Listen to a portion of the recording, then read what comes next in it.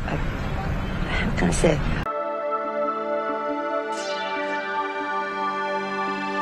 Hey guys, welcome to the Liberal Hive Mind, a channel solely focused on exposing the abundant hypocrisy of the left. Well, yep, pretty much exactly as I described it. Every week is a new, dishonest Democrat talking point. I mean, you could tell they've got nothing and certainly have no credibility, no frickin' integrity, the way they jump from issue to issue to issue. Every week is a new constitutional crisis. But if it really was such a deep crisis, then why is it that the Democrats are so quick to just drop these issues one by one to move to the next topic? Well, of course, speaking of this unserious behavior from the Democrats, this week, as you could imagine it continues, the Democrats are moving on to their next, newest, brain-dead talking point. And this time, it seems as though they really thought they were onto something here, as if they really had something. Little Harry Sisson is acting even more self-righteous than usual on X, but as per usual, the latest and greatest in Democrat talking points and Democrat rhetoric, attacking the evil right and Donald Trump. Well, it doesn't hold up to the lightest of scrutiny. How many times have I said that exact sentence? Well, here we go. It's freaking Groundhog Day. Another dishonest, trash Democrat narrative bites the dust, or at least let me send it there. We got some stuff to get into, so let's roll the tape. All right, folks, so let's first start off with this. Here's a little X interaction that's getting a whole lot of traction on the platform. We've got Nancy Pelosi that writes, Donald Trump delayed deploying the National Guard on January 6 when our capital was under violent attack and lives were at stake. First of all, what an utterly dishonest exaggeration, but moving on, she says now he's activating the DC Guard to distract from his incompetent mishandling of tariffs, healthcare, education, and immigration, just to name a few blunders. Another totally dishonest claim, but Nancy's probably drunk, so we'll just kind of chop it up to that. But anyways, then former Capitol Police Chief Stephen Sund responds by saying, Ma'am, it is long past time to be honest with the American people. On January 3rd, I requested National Guard assistance, but your Sergeant at Arms denied it. Under federal law 2 U.S.C. 1970, I was prohibited from calling them in without specific approval. That same day, Carol Corbin at the Pentagon offered National Guard support, but I was forced to decline because I lacked the legal authority. On January 6th, while the Capitol was under attack and despite my repeated calls, your Sergeant at Arms again denied my urgent request for over 70 agonizing minutes, running it up the chain for your approval. When I needed assistance, it was denied. Yet when it suited you, you ordered fencing topped with a concertina wire and surrounded the Capitol with thousands of armed National Guard troops. So obviously, completely frickin' destroyed. But of course, it doesn't end there. In comes the dirty Democrat double down. Harry Sisson chimes in. I guess you could say Nancy Pelosi's little minion, right? Her little propaganda toy comes in and Harry Sisson writes, You're a lying hack. The former Capitol Police Chief, who said this stuff under oath, by the way, he's a lying hack. Trump deployed the National Guard today in D.C. He has the power to do it, despite calls from advisors, lawyers, military officials, family, and more. Donald Trump refused to do it on January 6th. Then he implies that Stephen Sund is some sort of a grifter who's just trying to make money. And of course, a lot of brain-dead liberals are in the comments section. Oh, slay Harry, you got him. But you know what? Very quickly, let's insert some common sense analysis here, some facts. Because what Harry's saying and what Nancy Pelosi are saying, well, frankly, it's just pure ignorance. And comparing Donald Trump's deployment of the National Guard in the District of Columbia with protection of Capitol grounds, these are two situations that aren't even remotely the same. On January 6th, Donald Trump did not have the authority to call the National Guard to protect the Capitol. It sounds unbelievable, it sounds counterintuitive, but that's the way it works. The Speaker of the House is in charge of Capitol security, and of course, her Sergeant at Arms. And we've already covered the text messages where they explicitly deny sending National Guard troops. That's what happened on January 6th, and today what's happening is the president is using presidential authority over DC National Guard to secure the city and federal property. And that is something that the president has direct control over. He doesn't need a Nancy Pelosi approval. He doesn't need Capitol Police Board. We're talking about a completely different legal lane. And today what President Trump is doing is deploying the DC National Guard under the DC Home Rule Act and Title 32/Title 10 powers, where the president does have direct authority over DC Guard when it comes to broader city security, protests, or federal property outside of the legislative branch's jurisdiction. But when it comes to DC deployment on Congress's turf, it's not the same process. But obviously, Democrats don't care about any of that. No, the only thing they care about is the latest dishonest talking point, so facts clearly get tossed out the window, and in come the grifters to grift. If it's not the next generation of grifters, you know, the Harry Sissons of the world, well then it's the old school grifters, like race hustler Al Sharpton. Interesting.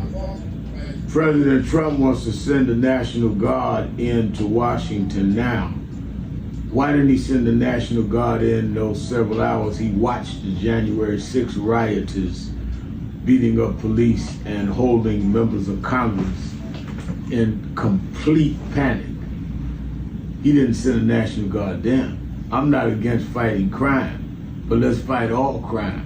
And certainly don't pardon the criminals. Of course, pushing the same nonsense, because as we know, the Democrat grift never stops. They know for a fact that their uninformed base won't even bother checking the law. And they also know for a fact that the media won't clarify the chain of command. And so here they are with their latest pathetic attempt to rewrite history. But I personally will not let it happen. The facts remain that it's Nancy Pelosi who denied the National Guard on January 6th. She was the one who set up the whole psyop, left the Capitol defenseless regardless of all the intelligence suggesting that the Capitol needed to be secured. It was obvious there was going to be bad actors in that crowd, whether far right or even far left agitators trying to whip up the mob, the known mob mentality phenomenon. And so Nancy Pelosi set up the psyop on January 3rd and then showed up on January 6th with a damn documentary crew, as if the whole thing was a planned Netflix premiere, full-on political theater at its best. Those are the facts, and now Democrats are attempting to rewrite history with their dishonest bullcrap. Yet again, more Democrat lying. I mean, what's freaking new? And what's funny is we've got clowns like Beto O'Rourke saying stuff like this on MSNBC. I just think it's super clear